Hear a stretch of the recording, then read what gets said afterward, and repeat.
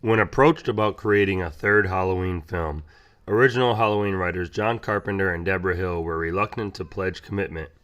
Carpenter and Hill agreed to participate in the new project only if it was not a direct sequel to Halloween 2, which meant Michael Myers would not be the focus of this film.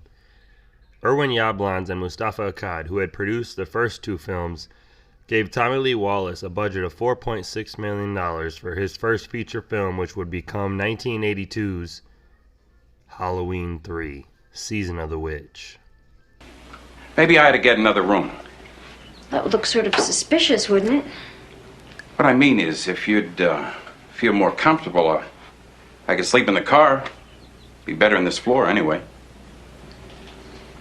Where do you want to sleep, Dr. Chalice?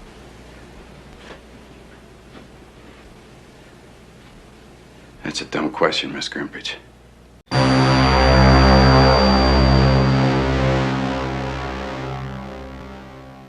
Let them fight. You're a wizard, Harry. You're gonna need a bigger boat. I'll be back. Death has come to your little township.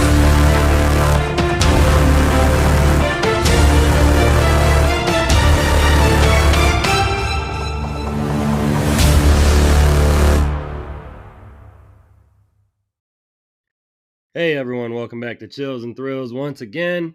Connor and Chris here joining you, and today we are continuing the Halloween franchise with Halloween 3 Season of the Witch. And Chris, I know you said you hadn't seen this movie in probably like 15 years or so, so I will let you go first with how the rewatch went for you and how you feel about the film. Yeah, well, the first question I have to ask is, are we continuing the Halloween franchise? Because I think some might debate that with this movie. Yeah, it had been a very long time since I had seen this beginning to end in any kind of way that I was paying attention. And it's fine. I mean, I'm not trying to crap on a movie that's known as like a least favored son of this franchise. But I'm also trying not to lean too much into the like, oh no, it's secretly amazing and it's secretly great and people just sleep on it. It's not a bad horror movie. It's not a bad 80s, horror concept. I think the whole like if it was or wasn't part of this franchise argument kind of has different sides to it. If it wasn't a Halloween movie, it wouldn't get the extreme hate that it gets if it didn't have the name Halloween, but also it probably wouldn't have ever gotten the notoriety that it receives and wouldn't probably still be watched as much as it is if it didn't have the Halloween logo on it. It's fine. It's a good kind of middle of the road. It's a wild kind of concept. Your mileage may vary on how well the concept is executed or how great of a horror movie it makes. It definitely has some great concepts in it. There's definitely a lot of potential here. I just don't know if the movie's like great as a final result. Yeah, I don't remember. I honestly couldn't tell you at what age I first seen this film. I know when I used to go to the video store and get, rent the VHS or DVDs, whatever it may have been, that I never picked this one out of the bunch, even though it was a Halloween title. Because like on Halloween, you got the pumpkin and the hand and the knife on the cover, and in Halloween 2, there was a couple different ones for that. It's got like Michael's mask with like Jamie Lee Curtis and Donald Pleasance in the background, and then like Halloween 4 has the Michael Myers mask on it. Halloween 5, Halloween the Curse, like there a lot of the other cases or like title covers for like the DVDs or VHS have Michael Myers and like have him on the cover in some way, his mask, a knife, something. And this is the only one that didn't. So I never picked it out of the bunch. I never seen this trailer or like previews for this when I was younger. And finally, I'm guessing early to mid teenage age would be my best guess. I finally was like, you know what? Screw it. Like I'm gonna bite the bullet because I had read reviews and stuff on it. And by that age I knew that Michael Myers was not in this film. So I kind of kept pushing it off, and I watched it and I hated it. I was like, this is terrible. And then down the road, I watched it like a couple more times over the years, and it slowly grew on me a little bit. Still, as you said, not a fan of the Halloween title, and in a lot of reviews or things like that, you say a lot of behind the scenes for this film is like, if it would have been called Season of the Witch, it might have sparked something different. If it didn't have that Halloween title, it might have done just fine with critics and audiences. But having that Halloween title, people for some reason, even in the trailer, it says the night no one comes home, and people still came to theaters like expecting Michael Myers and this and that, and it doesn't show him in the trailer or anything like that. But it's something I can sit down and turn my brain off and still have fun with the concept of it. But it is a very slow paced film. But I have grown to appreciate it way more than I did the first time I watched it. So I enjoyed my rewatch last night, but uh you know still not a great Halloween film in my opinion. Yeah, as a kid, I discovered early that it was like it's the one without Michael. Like that's just the one, or that's just the one that what it's known as, and it's the one you skip. I would go in my like I had this on DVD because you kind of have that when I was a kid, like sort of like I want to own them all, but I would literally almost never watch it, and it was one of those things where it's like you go from two to four, and it's just like that's the one without Michael, so it's not even really up for a debate of if it's is it good or bad on its own merits. It's literally like, well, this is the Michael Myers franchise, and this is the one where they didn't have him in it, so like it just feels like it doesn't count, like it doesn't qualify, you know. And I think it might have, I'm sure we'll get into the trivia of the anthology concept and things like that. But even if this were simply, even if they had dropped all of the numbers after Halloween 2, if this was just called Halloween Season of the Witch, I think even that might have communicated a bit more to audiences at the time. That's like, this is something different. I think you put Halloween 3 in the title, you're kind of telling them, well, 3 comes after 2 and 1. So there's some sort of direct continuation. Like this is part 3 of an ongoing story. So it just kind of like makes people think like, well, you're not going to call it 3 and it just be its completely own thing. You would think that. And then likewise, they continue on with number 4, even though there's no reason to continue on, as if 3 isn't really for all intents and purposes part of the franchise. So they should have really dropped the numbers by 4, if not for this one, so it's one of those like weird OCD frustrating things. But yeah, but it's, but even kind of to dispel the myth of like, oh, if it wasn't called Halloween 3, this thing would have been hailed as some great movie. It's like, no, because if it was truly great, a lot more people would look past the fact that it's called Halloween 3. It kind of would have just been a kind of random 80s horror movie that was maybe unsung to some, or underseen or underappreciated, but probably wouldn't have broken out and been some mega hit regardless of what title it had. Yeah, and I mean it's just one of those films that it's like I enjoy it, but it frustrates me a lot because, like you said, as a kid, it's the one that you skip. It's the one that doesn't have Michael, and even like I feel like that's exactly what I would tell my friends when if you have a buddy staying over or friends staying over when you're younger and playing Xbox or PlayStation or and then watching movies later. It's like if they haven't seen it, they're gonna ask, and it's like, oh, that's the one without Michael Myers. We don't want to watch that one, and it's a shame because this, I mean, it did get, kind of hit down really hard when it first came out, but it has gained, its cult following of fans and stuff like that. Fans have begun to appreciate it a little more, but it very seldomly, like you said, do I see this in like the top half of people's rankings for the Halloween franchise. It's usually like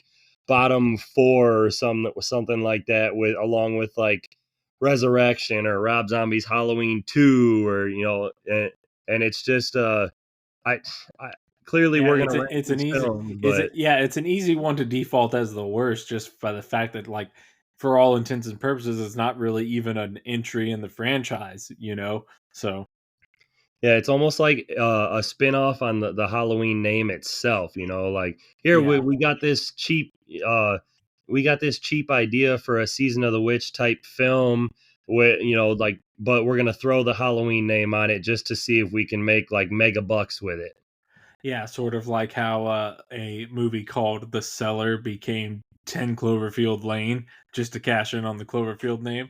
That is a good comparison. Although that's a better movie than Halloween 3, I will say that, but it doesn't have anything on the original Cloverfield. Yeah, it's just you slap a name on it, you make some dollars from it, and you kind of walk away, and you made your money, so you're happy with it. Mm-hmm. I'll give you some background on Halloween 3 Season of the Witch. Halloween 3 Season of the Witch is a 1982 American science fiction horror film and the third installment in the Halloween film series. It is the first film to be written and directed by Tommy Lee Wallace. John Carpenter and Deborah Hill, the creators of Halloween and Halloween 2, return as producers as well.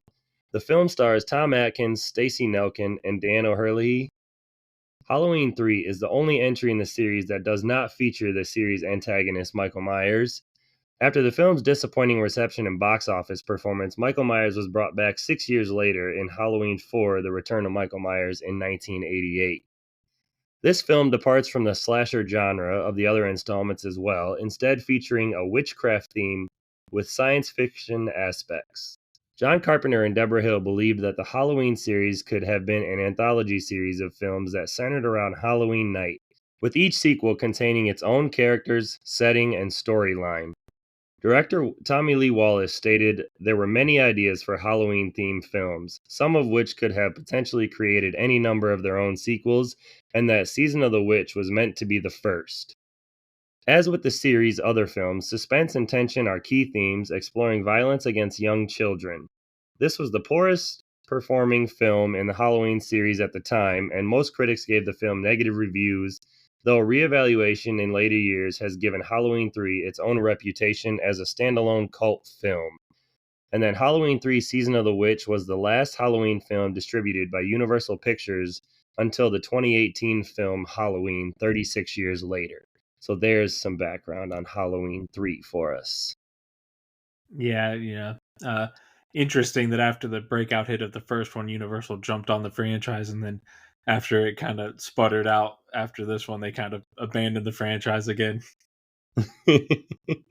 Well, I mean, if it's not making money, we'll get into box office and budget and things like that. But this one did not compare to the first two. So before we get into that, how about we jump into a trailer for Halloween 3 Season of the Witch?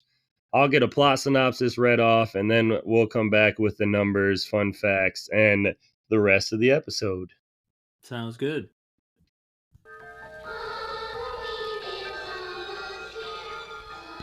You don't really know much about Halloween. Halloween. The barriers will be down between the real and the unreal. And the dead might be looking in. The last great one took place 3,000 years ago when the hills ran red. Halloween, the children. You happen to know anything about this Cochran? All I can tell you, mister, is watch out. He's watching you, friend, I guarantee you that. Trick or treat, trick or treat. Hey, Mr. Cochran, just what is the final process? Fellas, I was just kidding. Witchcraft. To us, it was a way of controlling our environment. Hey!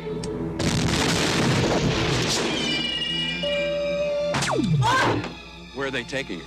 They're taking her to the factory. I want a mask. Can I have a mask? Just what I had in mind for you, little buddy. Why, Cocker? Why? Do I need a reason? I've got nothing here to indicate there was ever a body at all. Operator, this is an emergency.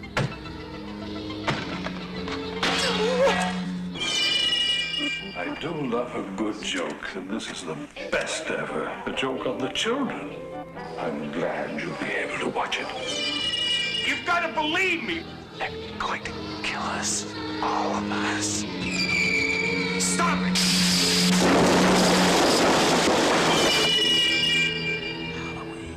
The world's going to change tonight, Doctor. Happy Halloween. Stop it!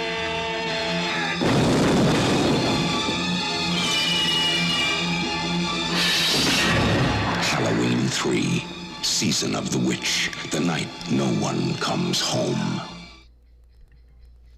On October 23, 1982, in Northern California, shop owner Harry Grimbridge, clutching a jack-o'-lantern Halloween mask, is pursued by mysterious men in suits. He collapses at the shop of Walter Jones, who calls for help. Harry is taken to a hospital and placed in the care of Dr. Daniel Chalice, an alcoholic doctor who has a strained relationship with his ex-wife Linda and two children Bella and Willie. Later that night, Harry is murdered by another suited man, who immolates himself inside his car. After identifying his body, Harry's daughter Ellie meets Daniel to talk about the suspicious events surrounding Harry's death. They decide to investigate and travel to Santa Mira, California, hometown to the Silver Shamrock Novelties Factory, which made the Halloween mask that Harry carried the night of his death. As they check into a motel, Daniel learns that Harry had stayed there recently. Marge Gutman, another motel customer, discovers a microchip on the back of the medallion of one of the masks. The medallion emits a deadly energy beam into her mouth as she picks at it curiously with a hairpin. Her face is left mutilated and an insect crawls out of her mouth. Shortly after, men in lab coats take Marge's body away in a Silver Shamrock van. Dr. Chalice overhears the factory technicians describing a misfire to factory owner Colonel Cochran. While Daniel and Ellie tour the factory the following morning, Ellie finds her father's car, guarded by more men in suits who stop her from getting any closer to it. They attempt to call the authorities as they flee, but Dr. Chalice cannot reach anyone outside of town by phone. Ellie is kidnapped and taken to the factory. Dr. Chalice follows and is captured by the men in suits, revealed to be androids Cochran created. Cochran takes Daniel to the final processing control room and reveals his plan. The microchip on each mask contains a fragment of Stonehenge that he stole. Upon viewing the Big Giveaway commercial, the microchips on the masks activate, killing whoever wears it with brain damage and releasing a swarm of insects and snakes that kill anyone nearby. Colonel Cochran demonstrates the power of the mask to Dr. Chalice by killing the Kupfer family who are visiting the factory. Cochran locks a mask-clad Daniel in a room and explains his plan to resurrect ancient rituals from his native Celtic lands, sacrificing children at Samhain, the pagan celebration of the coming winter. Daniel escapes his bonds and rescues Ellie. He sneaks into the control room, activates the commercial on the screens, and pours a box of the medallions from a ceiling rafter, killing everyone. The Stonehenge remnant kills Cochran and a massive fire destroys the factory. As they flee, Dr. Chalice is attacked by Ellie, who is actually an android replacement, which he destroys after a struggle and a car crash. He flees on foot to Walter's shop and frantically contacts television networks, attempting to stop the commercial broadcast. He succeeds with 2 networks, but seemingly fails with a third, despite screaming into the telephone, pleading with them to stop. Alright, let's rock out some numbers here. Halloween 3 had a budget of $4.6 million, with a box office gross of $14.4 million. So what is that here in 2025 for our inflation? Yeah, that would be the equivalent of roughly a $15.3 million budget and a roughly $47.9 million box office gross. So, over 3 times, clearly. I mean, the math checks out. It's over 3 times the budget, but, not really that impressive of a haul for a horror franchise. No, the second one, it multiplied its budget by about 10 or right around 10. And the first one, that multiplied its budget by, what we said, like 300 times its budget or so, 318,000, 18,000, whatever the number was. Yeah. So So I mean, to come to just the third film in the franchise, and you're only multiplying your budget by 3, you can see why the Universal Pictures got a little spooked and kind of gave up on the series. Yeah, indeed. Indeed. So Halloween 3 is rated a 5.2 out of 10 on IMDb, has a 50% approval rating on Rotten Tomatoes, a 50% rating on Metacritic, 62% of Google users liked this film, and then there are 28 deaths in this film, including Cochrane's androids, which averages out to a death about every 3.5 minutes. That sounds pretty good. And yeah, a 50% grade is sort of, if you're going by like a grade school letter grade, yeah, that's a horrible grade. But if you think of it more in like half the movie's good, half the movie's bad, it's like, oh yeah, I mean, it's a mixed bag, for everything that you kind of dig about it, for everything you kind of like about it, there's kind of that one or two things that don't really work, and it is kind of like a half good, half bad movie. Yeah, 1 out of every 2 people like it per se. I mean, and you would probably find that in the Halloween community. Yeah, agreed. So that's all I have for you for numbers. It's I do not have any Michael Myers screen time, sadly, because he is not in the film. So Yes, 0, the worst thing ever. One absolutely. thing I'd like to point out while we're on this note is that this movie also does something that I hate in kind of movies and franchises and whatnot, particularly within one franchise, is that in the world of Halloween 3, Halloween is a movie. I can't stand that meta thing of like, oh yeah, that movie that you watched and that story that you were shown, it's a fake movie. It's a story within this story. It's not even real. Like, I don't like that. Like, you like to think when you watch movies that they're representing their own reality. And so to then watch a movie where other movies are just movies within that movie in the same franchise, it's like, oh gosh, it's like that's bad, especially because on this one it's just a reminder of how much you miss the original Halloween and Michael Myers, by showing us clips and advertisements of the classic Halloween on TV. It's like, man, I wish I was rather watching that right now. It's rough. Yeah, I wasn't a fan of the 78 film being like canon in this unit or in this film, this universe, I guess you could say, because it makes this film, if you're gonna do that, then make this film not a part of the franchise. Don't make it a part of the franchise and then say that like the first movie that's in this franchise is just a film inside of this film. Like it almost it like contradicts itself. Yeah, and it almost feels like it's one of those things of like you're trivial, like Halloween is a classic. Even at this point in time, it was a classic, and you're sort of trivializing it by just reducing it to being just a movie within this movie. This much worse movie is showing Halloween on TV as some kind of gag when it's like that film is a freaking masterpiece and this is like average. Yeah, like you said, it makes you it makes you want Michael Myers back more because you're not getting him in this film. So Yeah, exactly. they kind of hurt themselves with that when at least for me and you watching it. I mean, I feel like I fans think in for many theaters. I think for many Halloween fans, Yeah, absolutely. So again, those are all the numbers I have for you. Of course, I got some fun facts for you about Halloween 3, so I'll rattle them off before we get to the really good stuff.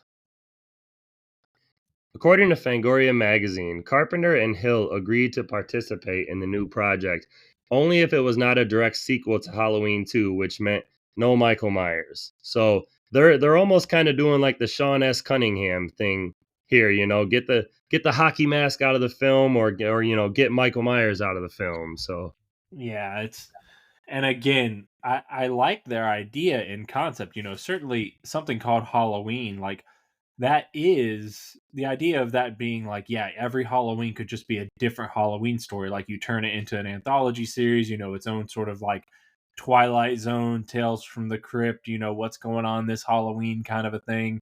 You could see one coming out every year, like they could be wildly different. Like it's an easy concept to sell. It was just poorly executed, and I think poorly and once you committed to the first one being this 2-part story with 1 and 2, you really needed to do a lot more legwork and not call this one 3 to kind of really hammer home like, hey, we're going into a new direction now. Like, this is a different Halloween. Like, I don't know if you try to modify the title of, like, how later on they did Halloween Kills and Halloween Ends. I don't know if you try to modify the title without putting a number in it, or you just go with the semicolon Season of the Witch. I don't know, but in the end, it ends up feeling a bit like just a bloated episode of like a Tales from the Crypt or Twilight Zone or something like that. Yeah, or even if you like you said, take out the 3, like, you might be able to leave just Halloween Season of the Witch, and if you put, like, a tagline, like, a new anthology of films begins now, or, like, a new series of scares or something, try to do something in the advertising that lets us know, like, this isn't a part of those 2 Halloween films. Mhm. Like, make them separate, make it its own story, and then you can continue doing these anthology films. Because, like, if this was an anthology film, like, its own story, like, I would like it, the cocky businessman who's out to, plan his revenge on the children of the world, and, like, it's an interesting concept, but not for a Halloween film. Yeah, and again, it feels a little bit like a 60-minute made for TV premise kind of stretched out to a feature length runtime a little bit. Yeah, absolutely. A little bit too much explanation going on and stuff. You could take out some of these scenes and make it a 60-minute episode of, Yeah. like, some crazy Twilight Zone or Yeah. something. Would have been a great episode of that. Halloween 3 grossed a total of $14.4 million in the United States, the worst performing Halloween film at the time, with several other horror films that premiered in 1982 doing far better, including Poltergeist, which made just over $76.5 million, Friday the 13th Part 3, which made $34.5 million, and Creep Show, which made just over $21 million.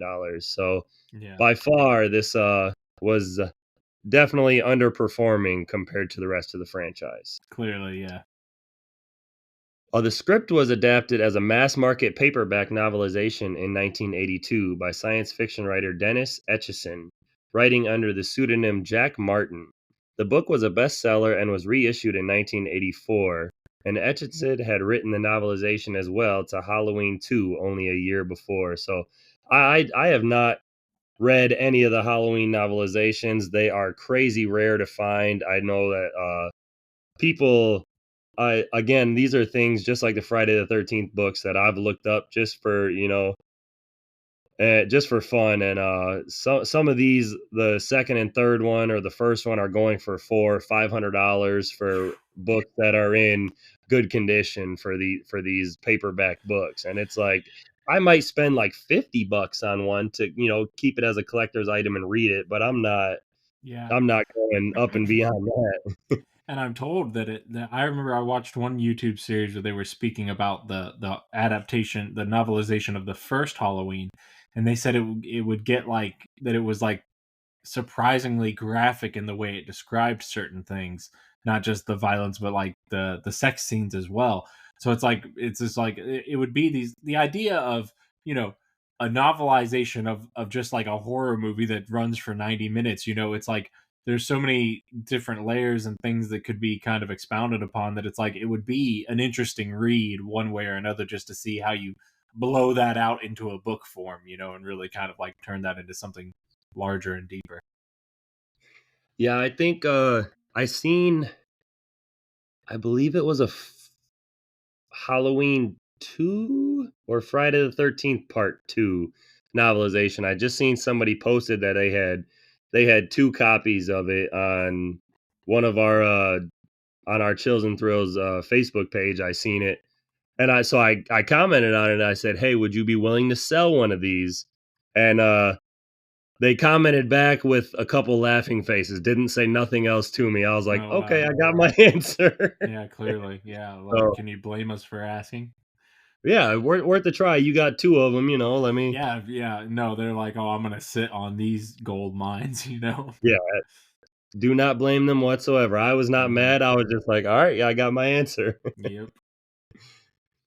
We talked about this a little bit earlier. In the bar scene, a trailer for the original Halloween film is shown right before the Silver Shamrock commercial comes on. Yeah, and yeah, kind of. I don't think it had the desired impact that they wanted. I don't think so. And one thing about that Silver Shamrock commercial is you just I feel like Dr. Chalice or Tom Atkins in this film, like, does this ever stop? Like, Yeah, yeah. I mean, it's a little bit of an earworm, but it's like, geez, that's just because London Bridge is falling down. It's an earworm. But yeah, it's catchy at first, and then it's just like, all right, halfway through the movie, it's like, I think I've had enough. yeah, Director Tommy Lee Wallace is the voice of the announcer in the Silver Shamrock commercials and radio spots on the TV and radio. oh, nice. So I thought that was fun. Here, Yeah. this is another connection as well. Jamie Lee Curtis, the star of the first two movies, provided the voiceover for the intercom informing Santa Mira residents of the 6 p.m. curfew. Yes, that's a fun cameo. That's a nice little link as well. Every time I watch it, I listen to that, and I still have trouble believing it's her voice. And I don't Yeah, know. almost. Yeah, it's like, do you think they tried to direct her in a way to kind of try to hide it, that it was so that it wasn't obvious? But it's like, huh? Yeah, but yeah, it's interesting. Maybe they in editing they distorted it or used some type of auto tune back then or something. Hmm. Whatever was available. Indeed. The fighting video game Mortal Kombat 1 features a fatality finishing move inspired by Halloween 3 as downloadable content. It consists of a jack-o'-lantern being placed over the victim's head, upon which many bugs erupt from it until the victim collapses, ending with decapitation. So I have never played that or seen that, but I thought that was a cool Oh, connection. I've played my fair share of Mortal Kombat, but I don't know if I've ever pulled off that fatality. No, I might have to take a look on YouTube just to check it out because I have not. I am not very advanced in the Mortal Kombat games. I'm more of a like I'm not advanced, but they're Madden. fun to play. Yeah, they absolutely are. My next one for you here is parts of this movie were filmed in Sierra Madre, California, which is the site of many other horror movies such as John Carpenter's The Fog from 1980, John Carpenter's Halloween from 1978, Halloween 2 from 1981, Invasion of the Body Snatchers from 1956, Psycho 3 from 1986, and Return of the Living Dead from 1988. Yeah, something. It's weird to say it's not surprising. There's like vibes, something about it, like you can kind of just tell certain filming locations, I guess. Like, not that you could ever watch those movies and be like, oh, they were all filmed in the same place. I can tell. But having seen them, someone says like, yeah, these X amount of movies were all filmed in like the same area. It's like, I can kind of see it.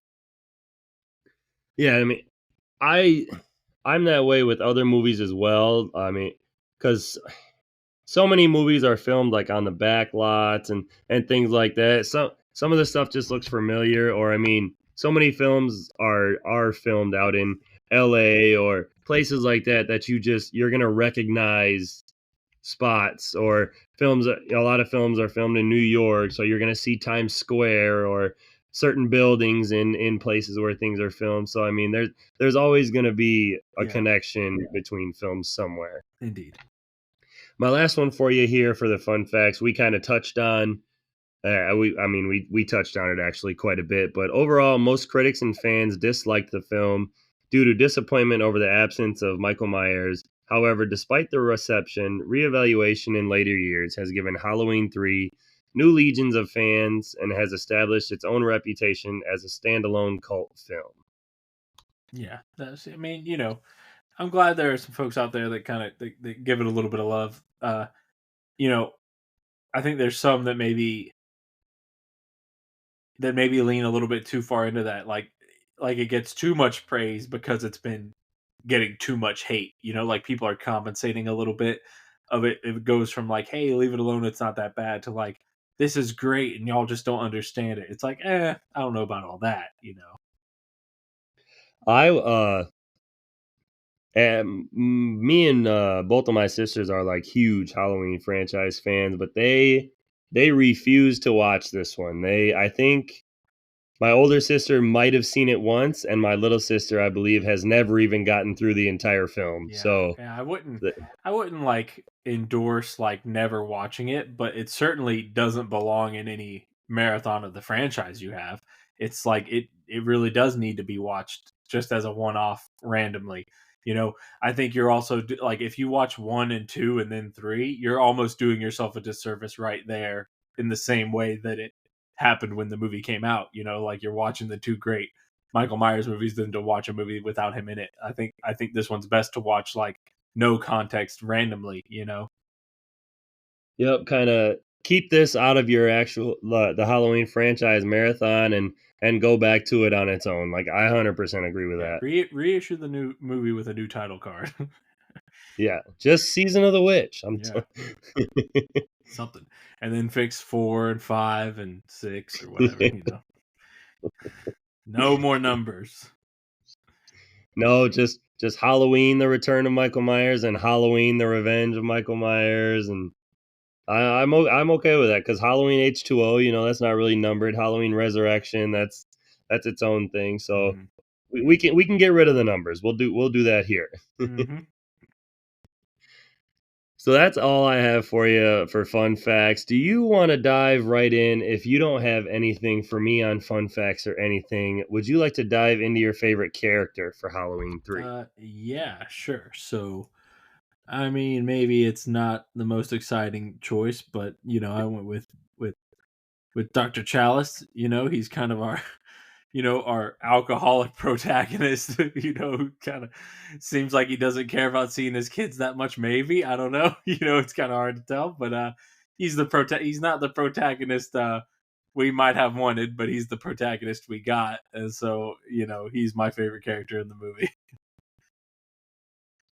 Yeah, absolutely. I went with the same character. I had seen Tom Atkins in The Fog before I had seen Halloween 3. So that was seeing his name and seeing him in this film was a pleasant surprise. I was like, okay, you know, we don't get any Michael Myers in this. We don't get any Jamie Lee Curtis, Donald Pleasance, you know, they took away our big trio. So and then I seen Tom Atkins' name and it excited me a little bit because I do like his acting and it's not the greatest in this film, but I do like him in The Fog and a couple films later on down the road. But he's definitely, you know, he's chasing the girl in this one, you know, over spending time with his kids, and like you said, he's kind of like an alcoholic doctor, and he's our main character that we're following. So, Yeah, and and I there's not a mean, lot of other standouts. yeah, and I mean, in his defense, you know, Stacey Nelkin is not a bad-looking lady in this movie. You know, No, not at all. And and I'm pretty sure there's like it was something like, you know, if you check Wikipedia, I think it's like a 21-year age gap. So you know, someone young enough to be his daughter, like, yeah, I mean, I guess you can't blame a divorcee to, you know, for chasing someone like that, I suppose. I was just gonna bring up the age gap, so you beat me to it there. Yeah. But I mean, he wins by default in this. I mean, Colonel Cochran is fun. I mean, I originally seen that actor and I seen RoboCop before I seen Yes. this, so he's in Yes, that that. that always threw me for a loop as a kid. I'm like, is that the guy from RoboCop? And he's playing a character not terribly unlike his character in RoboCop in terms of being like an executive. You know, so it's like, is that the only kind of roles that this guy does, you know? Yeah, I mean, he his tone when he's talking, you know, it seems like the same in RoboCop. It's nothing over the top. It's very kind of like monotone and like he's just I don't mind him in this film at all, but other than those two characters, we don't have a lot going on in this film for characters. Agreed. Agreed. So I'll go first for our favorite score or soundtrack from the film, and I ended up choosing it was called Season of the Witch main title. And it's like you said, how the Halloween 2 kind of, I believe, kind of got a little more like synthesized, like it's kind of how that this one sounded to me. It wasn't quite the Halloween theme, like the normal Halloween theme, but it sounded like a cheap imitation of it. Hmm. So it was like it was almost like mocking it to your ears. So it was just enough to where it was like, oh, okay, this sounds like it, but it's not the Hmm. Halloween theme. So it wasn't too bad. I liked it, and I didn't think that there was a whole lot of other music in the film that caught my ear or anything at all to top that one, even though that one is kind of just a generic main title.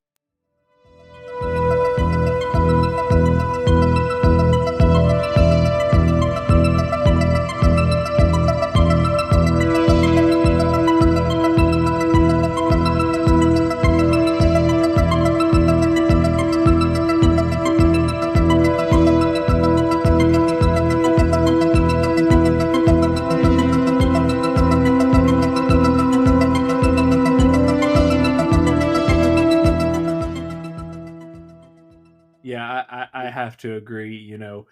There's a lot of kind of music going on in the movie, but it feels like a lot of things that would be like almost like the discarded tracks for other movies that these were like we were experimenting and we almost went with this, but here's like the compilation of all the unused stuff, like that's very much what it feels like. And I'm not trying to hate on it or anything, but it's like just nothing really pops out, nothing really like stands out and strikes you. It all feels kind of several degrees off of something that would be kind of great.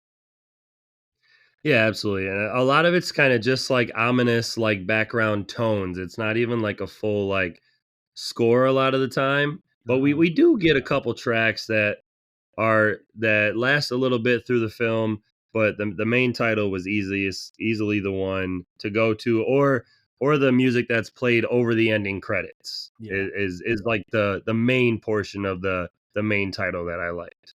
agreed. So did you find a favorite quote in this film? So a dialogue exchange that I enjoyed a little bit is between uh, Daniel Chalice and Ellie, and he says, maybe I ought to get another room. She says, that would look sort of suspicious, wouldn't it? And he says, what I mean is, if it'd make you more comfortable, I can sleep in the car. Be a lot better than this floor anyway. And she says, where do you want to sleep, Dr. Chalice?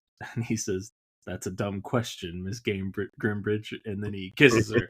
It's like this isn't a love story for the ages or anything, and it's kind of a little bit more sleazy than it is romantic, but it's like that's like some of the only decent, like, it's a good dialogue exchange and it's kind of fun, and it's like, yeah, of course he would want to sleep with her. Like, why wouldn't he?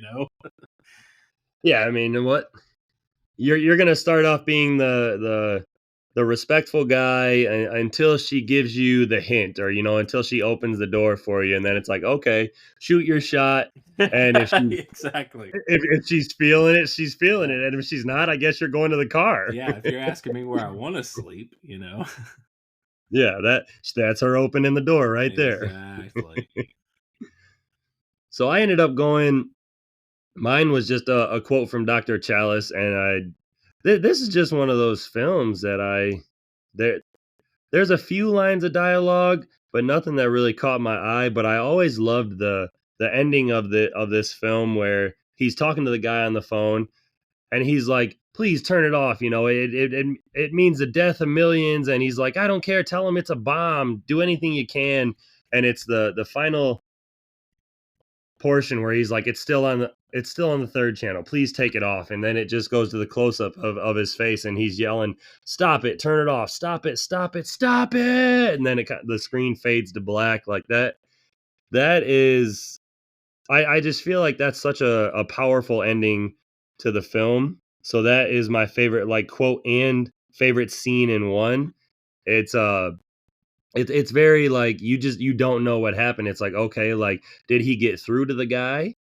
or did however many kids in the world die. So it's like a very powerful quote as he's trying, like, screaming it at the top of his lungs, trying to convince this guy and save kids.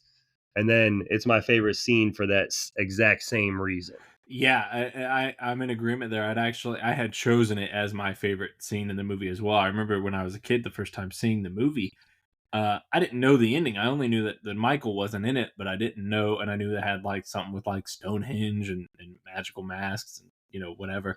But I didn't know the ending, and so you're kind of getting this like it was such a like an anxiety inducing ending because like at the age that I watched this, I hadn't seen a ton of movies where quote unquote the bad guys win or quote unquote the good guys lose.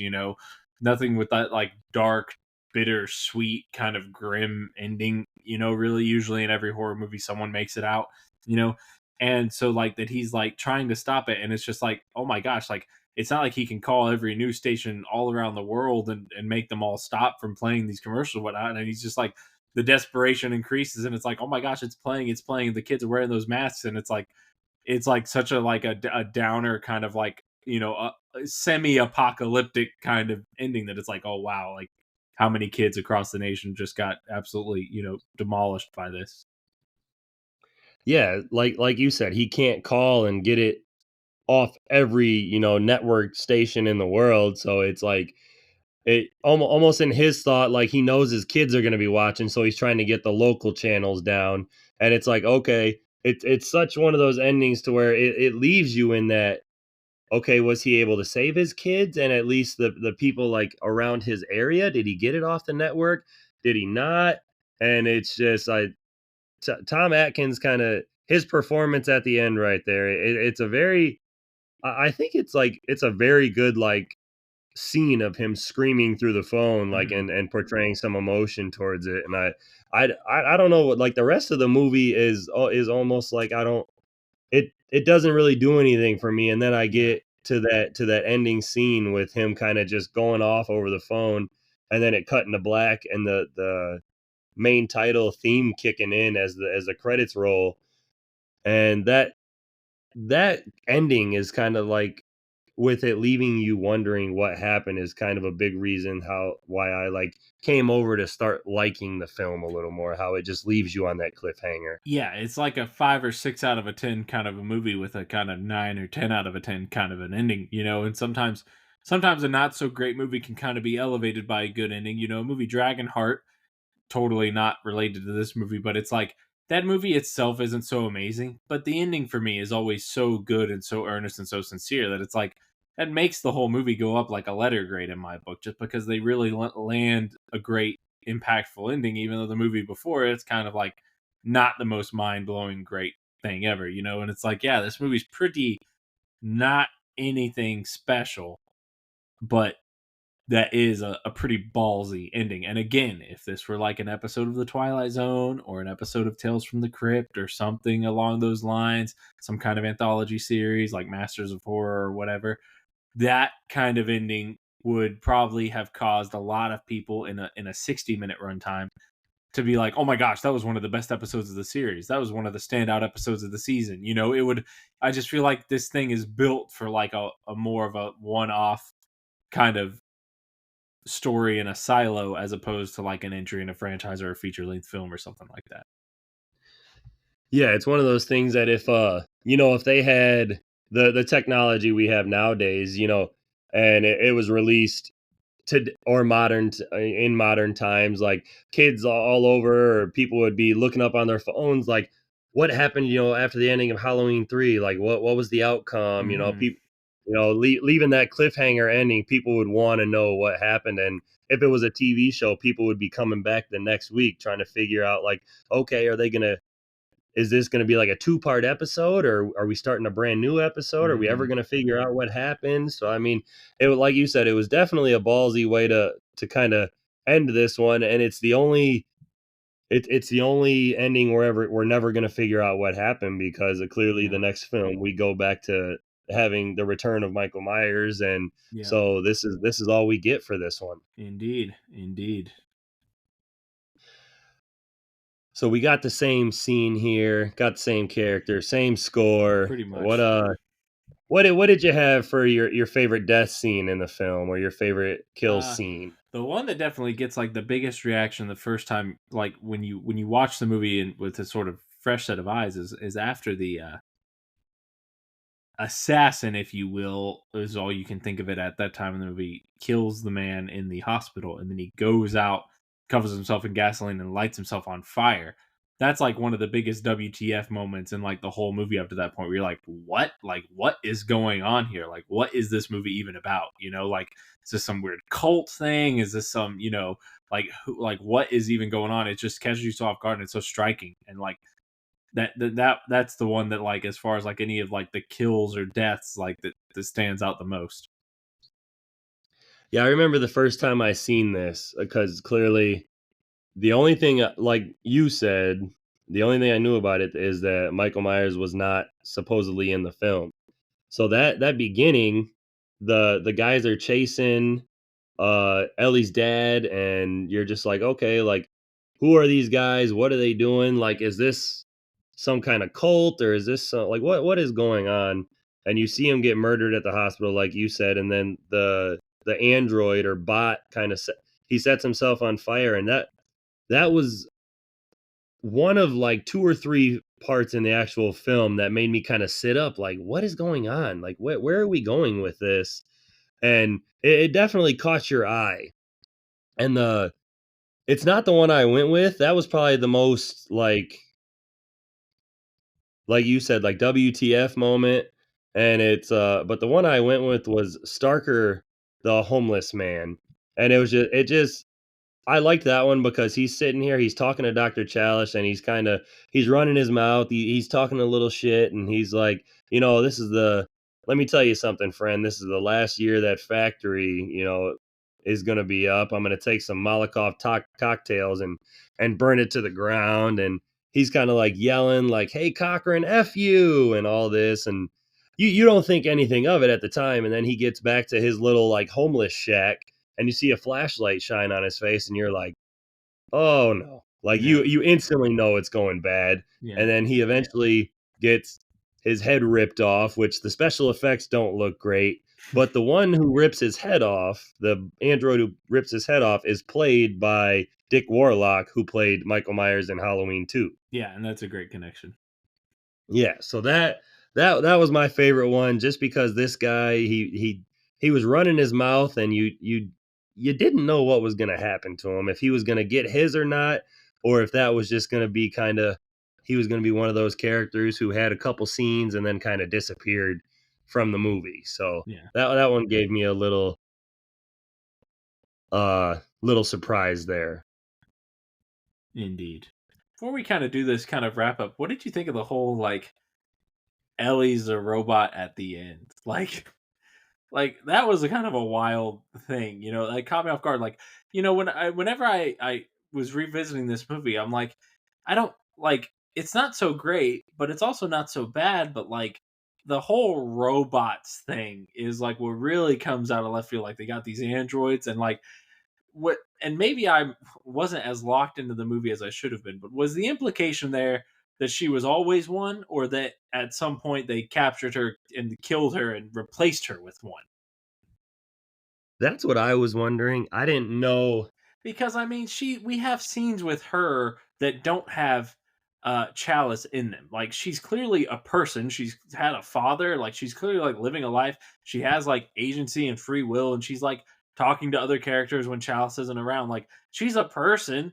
Like, and but it's like, what, did they like switch them into like automaton mode, or like, if the implications that she was always a robot, or is it like, no, these are like doppelganger replacements? Like she was killed and vaporized or whatever, and now they've replaced her with this automaton kind of a thing, you know? And I'm not sure which is darker, you know? And also, like, did he bang a robot? Like, is that like, you know, is that what we have to, that's the moral quandaries we have to get to the bottom of here. That's what I was thinking. Is this guy making love with a robot that he doesn't know is a robot? Is it, you know, the beginning of Austin Powers 2 all over again? It's just, I wondered that same thing. Was she a robot the entire time? Like, was she sent by the company?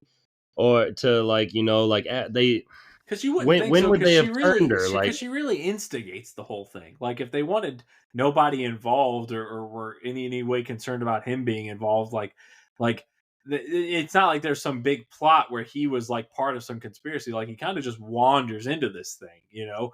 So it's like there's no way it was like some kind of like plan or scheme or diversion. So it's like did they just replace her with a robot at some point, you know? yeah, did they kill her and like make a copy of her in a robot and then kind of send her on her way with Chalice to kind of fool him, and then like, oh, like they know he's going to the authorities or something, so try to kill him before he gets there, and Yeah. then our plan isn't foiled or anything, like everything works in our favor. So I mean, I don't know. I would like to think that like she That's was the one that caught. makes more sense to me. Yeah, that she was caught and eventually killed, and Chalice ends up saving the robot version of her, or the Yeah, I droid just don't version of like her. that because then it doesn't give her like a proper on-screen death, and like they don't really confirm it. So then you're kind of left in this limbo of like, was she killed and replaced? Is she captured and hidden away somewhere and replaced? Was she ridiculously always a robot? You know, and then so it's like you don't even know. It just is weird, and then you don't really know how to feel about it because it doesn't play like a death scene. It doesn't get the definitive confirmation of like, oh yeah, she's dead and this is a robot. Like it kind of just like throws you off guard. Like, what? This chick's a robot? Like, is she really the chick? Was the chick always a robot? You know, like I feel like it causes more confusion than clarity in the audience. So like, there's no dramatic impact to be taken away from it because you're just wondering what it even means. Yeah, exactly. I'm glad you brought that up because that was something I meant to talk about and I completely forgot. So bravo for you, because Yeah, I don't know how I feel that was about that one. possibly what I So wanted to talk about the most about this movie. is if Dr. Chalice is banging a robot, a, like you a said. robo-sexual, if you will. But if you don't have anything else, I have nothing else in our favorites category. Do we want to talk about? Do we want to do some final thoughts, or do we want to compare this to Friday the 13th Part 3? Let's compare it to Friday, then go final thoughts for final thoughts.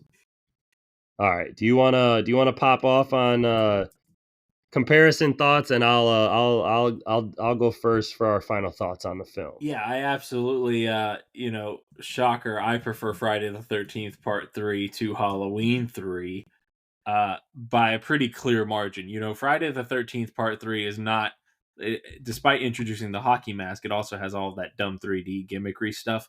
So it's not amongst my like elite favorite of the franchises. I'd say it's probably lower down the spectrum of, or at least in the middle of the pack for Friday the 13th movies for me. But comparing 3 to 3, uh, I would watch Friday the 13th Part 3 and have watched it many more times than Halloween 3 and in any day of the week and twice on Sundays.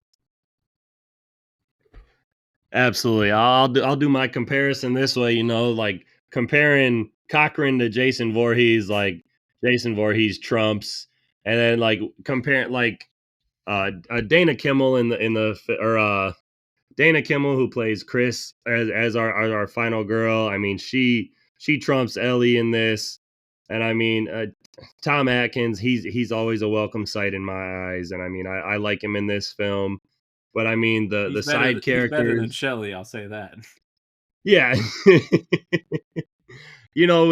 I seen Friday the 13th Part 3 in 3D. I got the chance to experience that. So seeing it in 3D, the gimmicks were fun, and it was a lot better than seeing it in 2D. But I I mean, can imagine. everything about that film it is better than Halloween 3. And I mean, I'm sorry, just the way you said that was just very. Everything about it is better than Halloween 3. Just caught I me off mean, guard. That's great. we actually we have better side characters, we have better kills, we have a better antagonist, we have a better protagonist. Like it's just, I feel like the score is better. I mean, That's a there's rare not. thing. That's a rare thing in the Halloween franchise to not have the score be a highlight of the movie, but it's the case here. Yeah, like that the main theme for Friday the 13th Part 3, the disco theme, is better than anything this film has to Yeah, offer it for might be the better than score. the whole Halloween 3. I'll jam out to that, you know. Yeah, and I mean, I'm Bum, bum, bum, not bum, like bum, bum. I am knocking Halloween 3, but I'm not knocking Halloween 3 because it's its own film. It's different, you know, it's we kind of say that it's not part of the actual franchise for Halloween. It's its own story. But I mean, Friday the 13th is part of the franchise for Friday the 13th. It keeps the story rolling. It keeps on moving into the fourth film, you know, and it's just a compared to this, it is a way better third film in the franchise. And so for my book, I mean, Halloween still leads 2-1, but for you, it's the other way around. Yeah. Friday the 13th leads 2-1. Yeah, 3. Yeah, if you stop them each at 3 movies, the Friday the 13th trilogy, if you will, would be a far better viewing experience than the Halloween trilogy, because Halloween at this point, 3 movies in, I think they definitively get worse with each entry. Whereas with Friday, you get a big jump up for the second one, and then a third one that, you know, it's I think in some ways it's a more entertaining movie than the first one. Like in some ways it's a worse film, if you will, because it gets a little goofy and gimmicky. But like it's certainly on par in terms of enjoyment level of watching as the first film, and maybe a much more enjoyable movie, even if it's not a quote unquote better film than the first film. So it's like the Friday trilogy kind of averages out a lot stronger than this quote unquote Halloween trilogy. Yeah, absolutely. So I mean, I am taking Friday the 13th Part 3 over Halloween 3 as well. So we agree on that. So I'll dig into some final thoughts here after I just kind of beat down Halloween 3. Right, rightfully so. I gave it the finishing move, but I mean, I will go back to this movie still every now and again as its own little standalone. I usually don't watch it with my my series marathons or something during Halloween season or anything like that. But I will watch it by itself. Like I said, I like Tom Atkins. I liked seeing Dick Warlock in here for the little bit. It was a nice little cameo by him once, you know, later on in life that I found out it was him. I thought that was fun. And I mean the droids and stuff, there's nothing like great to say about them. There's a couple decent kill scenes in this, but I mean, it doesn't stand up to the Halloween name. You know, the first two I think are two of my favorite horror movies like of all time, and then we come to this one, and it's just not up to par. It's a decent little film on its own, but it's not up to par. So I mean, if you want to watch like a standalone film, or you want to watch this by itself, ignore that it has the Halloween 3 title. Like Chris said, maybe think of it as Halloween Season of the Witch or just Season of the Witch by itself, and have some fun with it because it's a completely different story than you're getting in the rest of the Halloween franchise. So I mean, I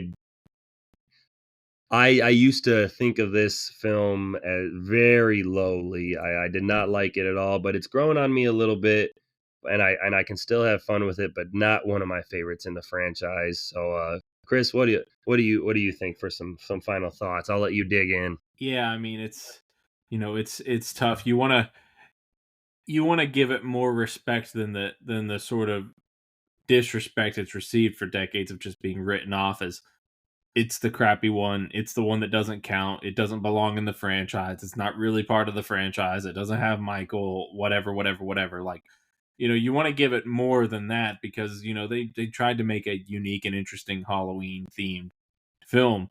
So it's like you want to give it more than just outright dismissal, but it's hard to really defend it as something like, again, would anyone be talking about this if it wasn't because it was part of the Halloween franchise? Would this have been some standalone gem of the horror genre?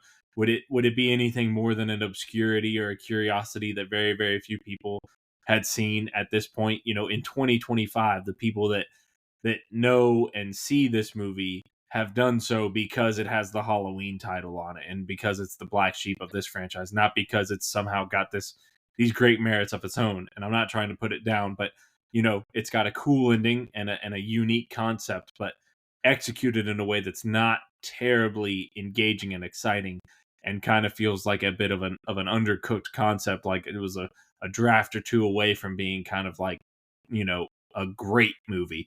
And so it's kind of that thing. It's flawed. It's got potential, but it just isn't really, it's not a home run. It just doesn't really reach the potential that it's got.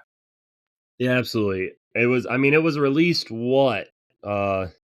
just about a year, or maybe about a year after Halloween 2. So like pretty much I think it was a cash grab on the Halloween name, as we've stated, and you trying to use a different story of the same name, and get a big box office reaction out of it. That's what I think of Halloween 3. And before we get out of here, because that is all I have on Halloween 3, if you have nothing more. No, that's it.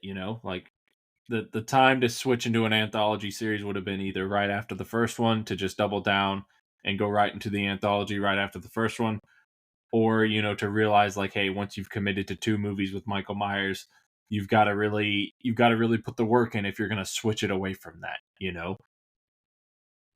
Yeah, absolutely. And like you said, those first 2 films with Michael Myers, you gave the fans something of this franchise to love, and then you just took them away. So yeah, it's like, were they gonna? Clearly, they're not going to be fans of a film without him right away. Indeed.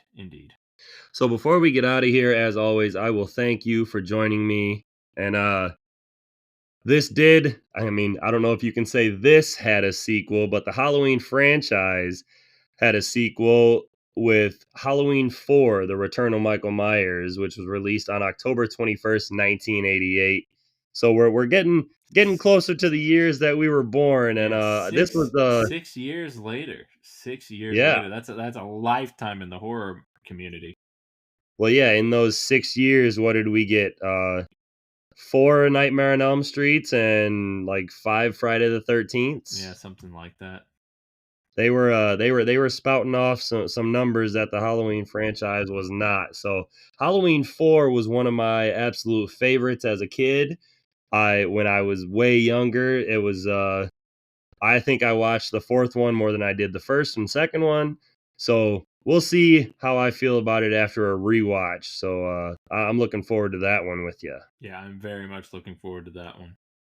So again, before we get out of here, I will say thank you for joining me as always, because it is always a good time. I am especially having a good time with these Halloween films, pretty much the films that got me into the horror community and genre. 100%. So thank you. Thank anyone who's out there listening. Halloween 4, The Return of Michael Myers, on our next episode. But until next time. The third commercial, it's still on, please. Take off the third channel, it's still running. Stop it, please, for God's sake, please stop it. There's no more time. You've got to, please, stop it now, turn it off. Turn it off. Stop it. Stop it. Stop it. Stop it. Stop it. Stop it. Stop it.